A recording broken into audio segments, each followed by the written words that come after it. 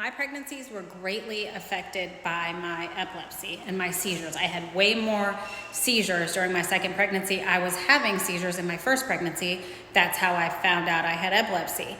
So doesn't mean a woman can't conceive or that she shouldn't have kids or can't have kids. That's something that each neurologist would have to talk with the patient about. I found out during my first pregnancy that I had epilepsy. I thought that I wasn't going to have any more kids, and then I went about 2 years without having another seizure, and I was semi-controlled with medication. So I thought I was safe to have a baby again, but my second pregnancy was so much worse with the seizures. At this point, though, I knew what to expect. I made sure I was safe all the time. I really didn't go anywhere alone.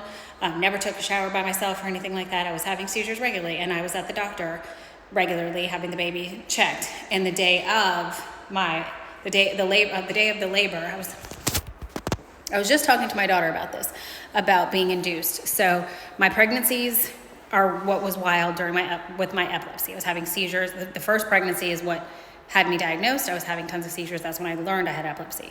I went a few years without having any seizures. I thought I was controlled, so I was able to, I got pregnant a second time, and that was much, much worse. The amount of seizures, it just kind of like derailed the whole thing. But at this point, I knew what to expect, so I was induced. And so I was already in the hospital when I was giving birth, so I could be there and be safe and be watched. And the birth itself was actually a lot better because I was induced. I had an epidural. Wasn't like the last time where I woke up pushing out the baby and never knew that I was in labor.